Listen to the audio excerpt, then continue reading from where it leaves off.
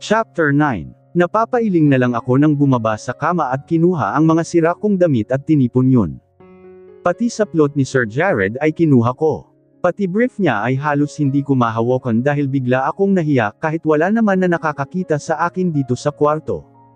Tinungo ko ang closet kung saan kumuha si Sir Jared ng bathrobe. Nakita ko na meron pang isa doon at agad ko naman na sinuot yun dahil nararamdaman ko na ang lamig. Napilitan akong lumabas ng kwarto at bumaba. Hindi ko naman alam kung matatagalan si Sir Jared sa kusina. Tsaka, hindi ko alam kung nagluluto ba siya o may pagkain lang na iniinit. Nakarating na ako sa baba ng bahay at agad kong nakita ang bag ko. Malapit doon sa pinto nahulog. Agad kong pinulot ang bag at tumungo sa may sala na ilang hakbang lang sa pinto. Naupo ako sa sofa at binuksan ang bag. Wala naman akong nakitang kahit isang text man lang. Nag-compose na lang ako ng message at sinabi kay Tita Mayet na nag-o-overtime lang ako at late uuwi. Tutal ay hindi naman na talaga kami mag-aabot dahil wala na siya sa bahay. Respeto ko na lang din sa kanya na marunong akong magpaalam. Ang problema ko na lang ay ang mga kapitbahay na magtataka sakali na sobrang late akong umuwi. Baka nga umagahin na ako sa pag-uwi. Baka idaldal nila kay Tita Mayet at magduda pa yon sa akin. Pero pwede ko naman nalusutan na galing ako ng ospital at ginabi. Yun lang ay hindi ko ma-ensure ang safety ko kapag umuwi ako ng madaling araw na. Baka mapagtripan ako ng tambay. Muli kong winaglit ang mga kung ano-anong pumasok na naman sa isip ko. Matapos kong masend ang message kay Tita Mayet ay tumayo na ako. Doon na lang din ako nagkaroon ng panahon na libutin ng tingin itong bahay na pinagdalhan sa akin. Katamtaman ang laki nito at malinis. Moderno rin ang mga gamit na narito. Malaki siguro ang sahod ni Kuya Ray at nagkaroon ng ganitong kagandang rest house. Napatingin naman ako sa area kung saan may nakita akong picture frames. Lumapit ako doon para tingnan ang mga pictures dahil na-curious ako. Kinuha ko ang isang frame at biglang kumunat ang noo ko sa nakita. Picture yun ni Kuya Ray at malamang na ang asawa niya ang kasama niya doon. Hawak nila pareho sa magkabilang kamay ang isang bata na sa tingin ko ay nasa 5 o 6 na gulang na. Anak ba nila to? Nilapit ko pa ang frame sa mukha ko dahil maliit lang ang kuha noong bata. Napaawang na lang ang bibig ko nang parang hindi ko makita na magkamukha ang batang hawak ni Kuya Ray dun sa picture. Bakit parang si Sir Jared ang kamukha? Baby, biglang napaangat ako ng tingin mula sa picture nang marinig ko si Sir Jared. Nang binaling ko ang tingin sa kanya ay hindi ko naman maiwasang mapatingin sa matikas niyang katawan. Napasadahan ko tuloy ng tingin ang abs at ang sumisilip niyang V-line. Bigla akong nag-iwas ng tingin at binaling muli sa picture sandali bago ko binalik ang frame sa pinagkunahanan ko. Naramdaman ko rin ang paglapit ni Sir Jared sa kinatatayuan ko dahilan para kabahan na naman ako ng slight. Hindi ko na yatang baguhin ang ganito. Laging may dalang kaba ang presence niya sa akin. Napasinghap pa ako nang hinapit niya ang bewang ko. Kahit nakasuot ako ng roba ay naramdaman ko ang init mula sa katawan niya na tila tumagos papunta sa akin. Napilitan akong harapin si Sir Jared. Sobrang lapit ng mukha namin. Nagharap tuloy ang mga katawan namin. Bigla kong naramdaman na may tumutusok sa lower body ko. Bakit ang tigas na naman noon? Why? Biglang tanong ni Sir. Siguro ay dahil nakikita niya pa ang pagtatanong sa mata ko dahil sa nakita kong picture. Binaling ko ang tingin sa picture frame bago muling binalik kay Sir Jared ang tingin. Mukhang natunugan naman niya. Bigla niyang binaling ang tingin sa picture at kinuha yon. Sir. Kaninong anak po yung bata? Pasimpleng tanong ko. Tinitigan naman ni Sir ang picture matapos ibalik. Tumingin siya sa akin at mabuti naman ay natatagalan ko na rin na makipag-eye contact sa kanya. She is Ray's daughter. Tipid na sabi niya. Sandali akong natigilan. Iniisip ko kung itatanong ko kung bakit parang siya ang kamukha. Hindi naman na nagsalita si Sir Jared. Nararamdaman ko ang mumunting himos niya sa may bewang ko habang nililibot niya ng tingin ang mukha ko. Akala ko po, anak niyo. Medyo hawig niyo. Hindi ko mapigilan na tanong. Parang nasaktan rin ako sa sarili kong tanong sa isipin na may anak na siya. Hindi naman dahil nakaka-turn off ang single dad. Kasi sinabi niyang single siya. Pero paano kung niloloko niya ako? Baka may asawa pala siya. Hindi ko maiwasan na mag-assume kasi feeling ko ay boyfriend ko na siya kaya dapat walang lokohan na nangyayari. Yung pinapakita niya sa akin ay espesyal kaya hindi ko maiwasan na umasa kahit medyo bago pa lang ang lahat ng sa amin. Wala akong anak, Mira. Biglang seryosong sabi niya. Maybe there's a resemblance dahil may dugong kabalyero ang bata. Anak siya ni Ray sa pagkabinata. Nabuntis niya ang pinsan ko dati. Natagilan naman ako sa narinig. Kaya pala, baka malakas ang dugong kabalyero kaya kahawig niya. Pwede po ba na magtanong uli, sir? Nakagat ko ang ibabang labi. Sure, baby. Sabi niyo po single kayo. Wala po bang nagkakagusto sa inyo? Ang gwapo-gwapo niyo po. Imposible naman po na walang nagkakagusto sa inyo. May edad na po kayo. Bigla akong natahimik sa tanong ko at bigla tuloy lumabas sa bibig ko ang tungkol sa edad. Baka magalit siya, nakagat ko ang ibabang labi ko. Naningkit naman ang mata ni Sir Jared sa akin at tapos ay biglang napangisi. Nagulat na lang ako nang bigla niya akong hinawakan sa batok at matapos ay mariing hinalikan. Sobrang pusok ng halik niya. Pinasok niya pa ang dila sa loob ng bibig ko. Mariin na lang akong napapikit at sinabayan ang galaw ng labi niya. Ang sarap ng halik ni Sir Jared. Ngayon pa lang ay parang nakakalimutan ko nang nagmamakaawa ako sa kanya na kumain muna kami. Parang gusto ko na naman maramdaman siya sa ibabaw ko at sinasamba ang buong katawan ko. Napahawak na lang ako sa matigas na dibdib ni Sir Jared. Parang sinasadya niya pa na ikiskis sa akin at tinutukso ang katawan ko na nagsisimula na naman na mag-init. Hindi ko alam kung ilang segundo o minuto na nilalaplap ni Sir Jared ang bibig ko. Hanggang sa naramdaman ko na lang na parang kinakapos na ako ng hininga at parang namamaga na ang labi ko sa kakasipsip ni Sir at may pak-agad pa siyang ginagawa. Tinutulak ko na si Sir Jared sa dibdib para ipaalam na hindi ko na kinakaya ang halikan namin. Ayaw niyang bitiwan ang batok ko at patuloy sa paghalik.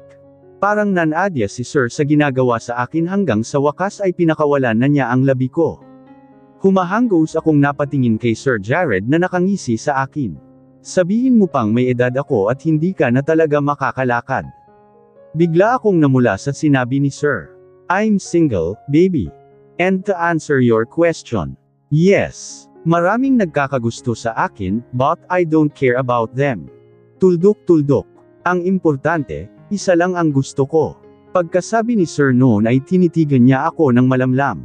Nilaibat niya ng tingin ang buong mukha ko at lang sandali lang ay marahan na naman niyang binaba ang mukha niya. Napapikit na lang ako at ilang sandali ay naramdaman ko na naman ang labi niya. Pero ngayon ay masuyong halik ang ginagawa niya. Kakaibang kilig ang nararamdaman ko sa pinaparamdam ni Sir. So, gusto niya ako. Lang sandali ay tumigil na si Sir Jared sa paghalik sa akin. Come on, let's eat our dinner. Sambit ni Sir. Sige po. Hinawakan ako ni Sir Jared at dinala sa may kusina. May table doon at iginiya ako na kumain. Hindi nga siya nagluto. May nakita akong paper bag ng isang sikat na restaurant at nakahilera sa mesa ang mga pagkain na malamang ay ininit lang ni Sir sa microwave.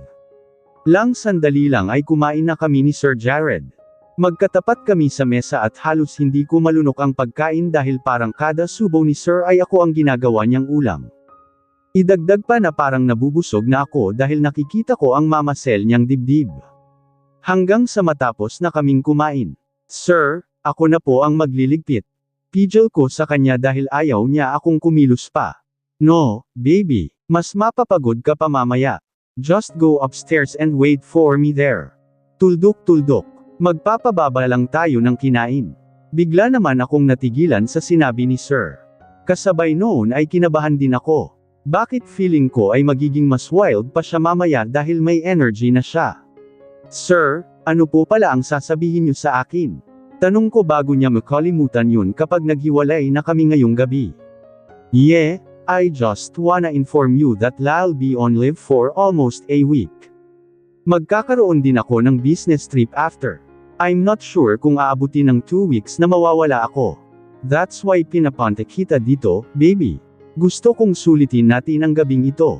Pagkasabi naman ni Sir Jared noon ay bigla akong nalungkot. Ngayon pa lang ay parang mamimiss ko na siya. And one more thing. Gusto ko ay love na ang itatawag mo sa akin kapag nagkita tayong muli. Pauwi ka na ba, Mira bebe? Tumingin ako sa oras na nasa laptop ko at matapos ay nilingon ako kay Ate Lucy. Alas 5 na pala, hindi ko man lang namalayan ang oras dahil masyado akong focused sa trabaho. Pauwi na rin, Ate Lucy. Tatapusin ko lang tong ginagawa ko para hindi ko nabalikan bukas. Overtime lang ako sandali, mga 1 oras siguro. Nakangiting sabi ko nang binaling ko ang tingin kay Ate Lucy na sinisinop na ang gamit niya sa table. Sige, mauna na ako, ha? Nagmamadali ako dahil may lakad kami ng parents ko. Ingat ka mamaya pa uwi. Sambit nito na busy na ngayon sa pagkalkal ng bag niya at kinuha ang powder niya para mag-retouch. Muli ko na lang na binaling ang tingin sa laptop ko. Mabuti na lang at nasa tamang wisyo ang utak ko. Nag-focus ako sa work kaya nakadami ako ng output. Hindi na rin naman ako naghahabol ng uwi ng maaga dahil nagtataksi na ako mula dito sa office hanggang sa bahay. Nabawasan na ang oras ko sa paghihintay ng MRT at jeep pa uwi kaya hindi na ako pagod pag-uwi kahit late pa. Mahal ang bayad pero hindi naman problema ang pera dahil maraming laman ang e-wallet ko na budget pamasahe. At yun ay dahil kay Sir Jared na nag-provide ng transpo allowance ko bago siya nag-leave at business trip mahigit 2 linggo na ang nakakaraan. Ayaw niya raw kasi akong mapagod maglakad, magabang at makipagsiksikan papasok at pauwi ng trabaho. Ayaw niya raw na madikit ang katawan ko sa ibang lalaki kung sakali. Sa kanya lang daw ako. Kahit anong tanggi ko kay Sir Jared tungkol sa transpo allowance ay hindi naman ito pumayag na hindi ko kunin ang transpo allowance. Sige, Mira, mauna na ako. Tinapik ni Ate Lucy ang balikat ko at nagpaalam na rin ako sa kanya matapos ng ilang sandali. Mira, may iba ka bang gagawin? Biglang lapit sa akin ng manager ko habang hindi pa nakakasibat si Ate Lucy. May tinatapos lang po ako, ma'am. Tinanong ng manager ko kung ano ang ginagawa ko at sinabi ko naman. Tsaka mo natapusin yan, Mira. May iba akong ipapagawa sa'yo. Mas kailangan to bukas ng umaga at titingnan daw ni Sir Jared. Sabi sa akin ng manager sabay abot ng ilang files. Bigla akong natigilan. Si Sir Jared. Nandito na siya bukas. Tandang pananong panipit. Mira, okay ka lang parang bigla kang namutla. Singit naman ni Ate Lucy na bigla tuloy hindi natuloy sa paglakad papalabas. Wala, Ate Lucy. Sambit ko. Ma'am, babalik na po pala si Sir Jared bukas. Bilang natanong naman ni Ate Lucy sa manager namin. Oo, mas lalo akong kinabahan sa confirmation ni ma'am. Umalis na si Ate Lucy at ang manager ko naman ang nag-instruct kung ano ang gagawin. Pinilit kong intindihin ang utos niya sa akin. Madali lang naman at konting type at analyzation lang. Nang makaalis ang manager ko ay doon lang ako nakahinga ng maluwag. Hindi ako makapaniwala na bukas na dadating si Sir Jared. Kinuha ko muna ang bag ko. Sinilip ko kung may na-receive akong text man lang sa lalaking magpapabaliw yata sa akin. Wala pa rin hanggang ngayon. Para saan pa at binigyan niya ako ng cellphone.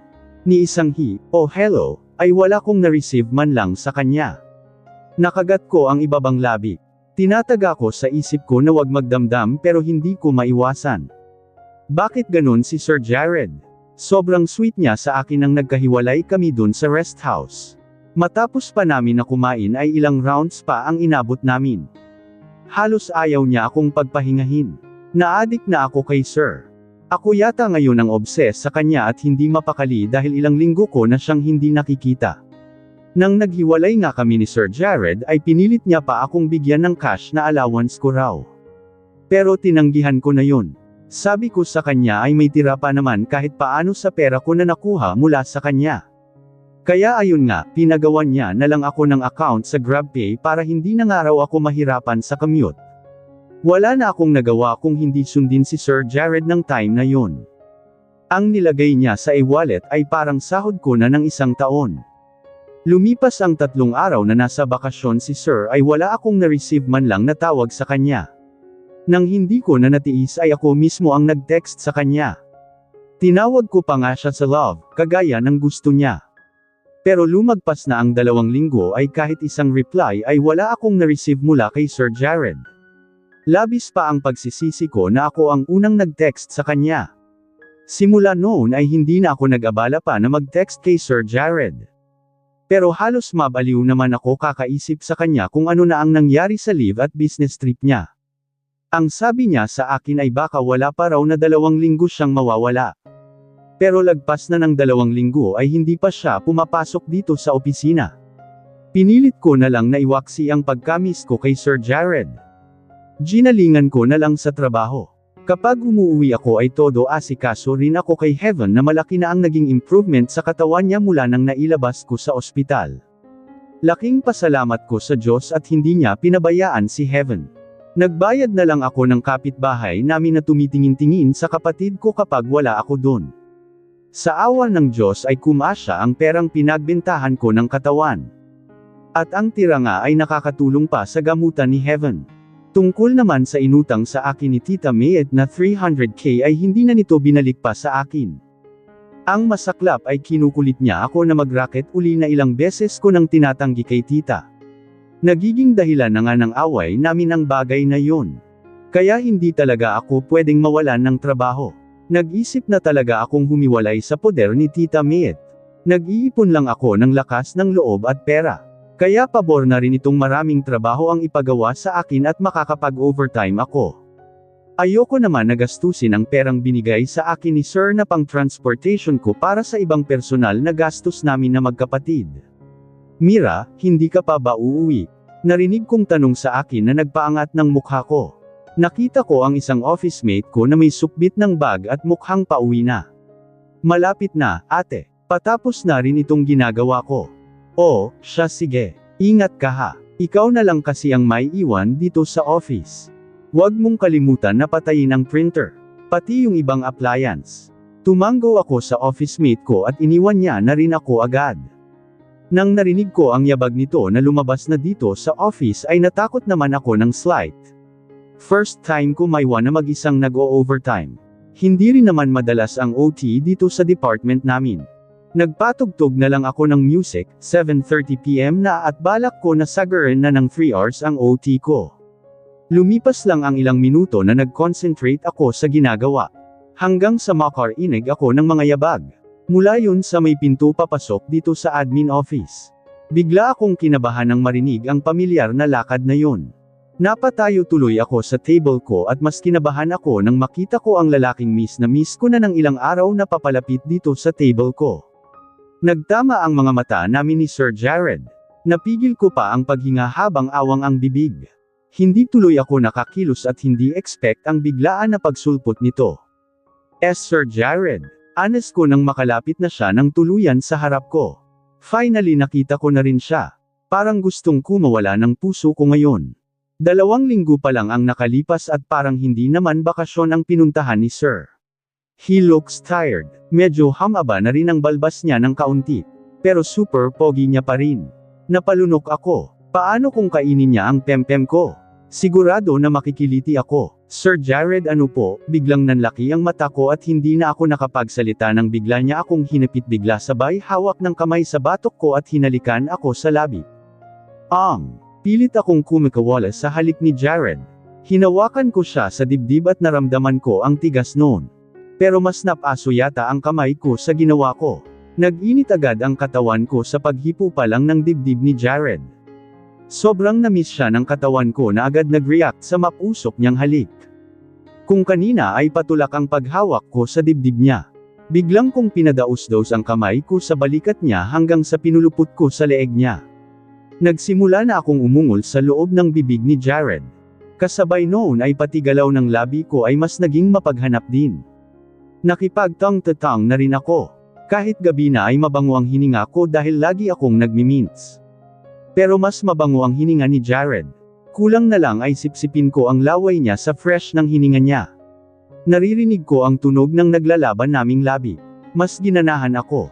Naramdaman ko ang paglakbay ng kamay ni Jared mula sa batok ko at pinababa naman sa likod ko. Ramdam ng balat ko ang init ng kamay niya kahit nakasuot pa ako ng uniform.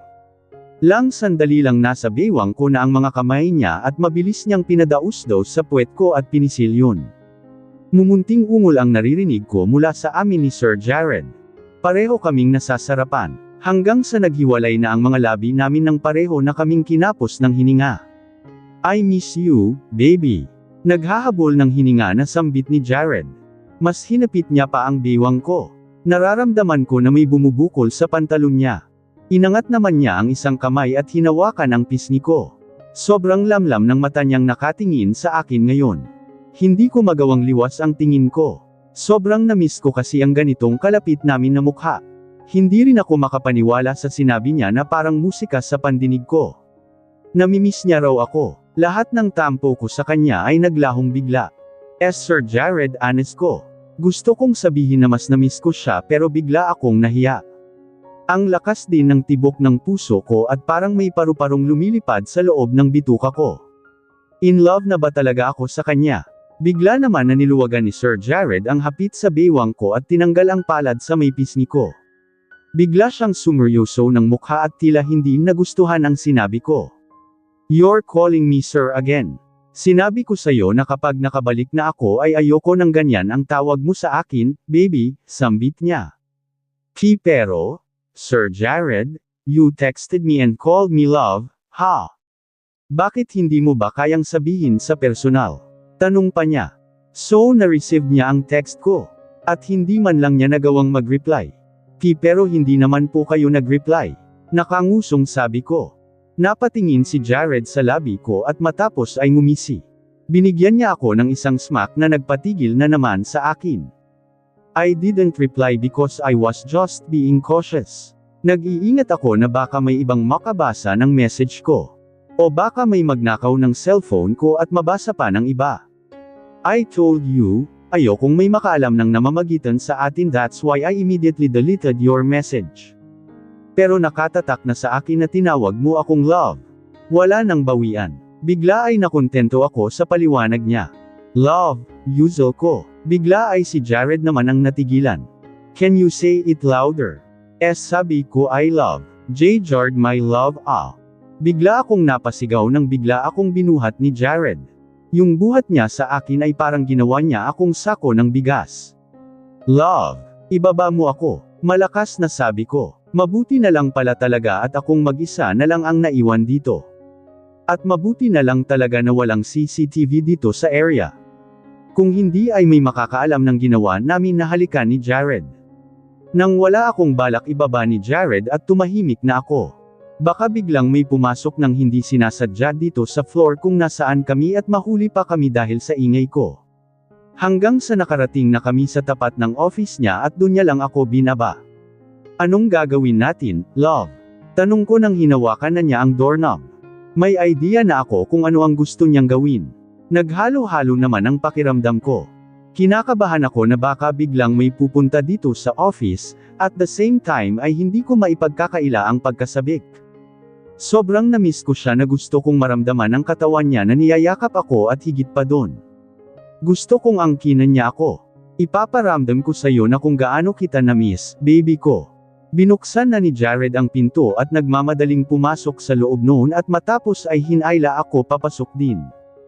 Hindi naman ako nagpapigil. Pinindot niya ang switch ng ilaw at nilock niya ang pinto. Hinalikan na naman ako ni Jared at ngayon ay mas mapusok na halik. Sinabayan ko ang galaw ng labi niya. Sobrang turn on ako sa ginagawa niya. Naging malikot na ang kamay niya at pinasok pa sa loob ng blouse ko. Napaungol agad ako nang dinakmo niya ang isa kong dibdib. Naramdaman ko na lang ang likod ko na sumandal sa pinto at mabuti na lang dahil para na akong mahuhulog sa malalim na bangin. Kumilos na rin ang kamay ko. Sarap na sarap akong himasin ang mga braso ni Jared. Baby I miss you. Anas ni Jared nang humiwalay na ang labi niya sa akin. Binigyan niya ako ng mumunting halik papunta pa sa may punong tainga ko. Kakaibang kilati ang nararamdaman ko kasabay ng pagtusok ng manti niyang balbas, baby kung ayaw mong sirain ko uli ang uniform mo. Paos na bulong ni Jared nang makapunta ang bibig sa may tainga ko. Nagsitayuan agad ang balahibo ko sa tindi ng kilati dahil sa naramdaman ng balat ko ang mainit niyang hininga. Love, baka biglang may pumunta dito. Pabulong na sabi ko rin. Alam kong mahahalata na ni Jared ang panghihina ko. Jared, honest ko.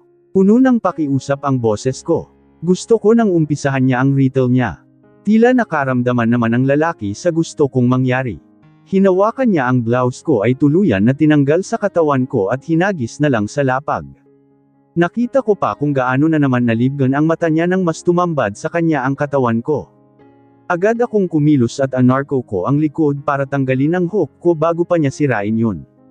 Parang mas lalong naulol si Jared nang tumambad sa kanya ang exposed kong harapan. Pagkasabi ni Jared ay nilamas niya muli ang papaya ko. Tiningnan niya ako sa mata habang ginagawa yun. Nakagat ko ang ibabang labi. Kitang-kita na niya kung gaano ako nasasarapan. Hindi ko na rin kayang pigilan ang ekspresyon ng mukha ko. Hindi na rin ako nahihiya sa kanya lalo na at halos lahat ng parte ko ay dinilaan na niya. Pareho kami nang nararamdaman na uhaw sa katawan ng isa't isa. Nang hindi na natagalan ni Jared ay bumaba ang mukha niya patungo sa dibdib ko. Sinuso niya ang isa kong bundok habang ayaw naman pakawalan ng isa niyang kamay ang isa kong passes. Nil-arrow ng dila niya ang passes ko.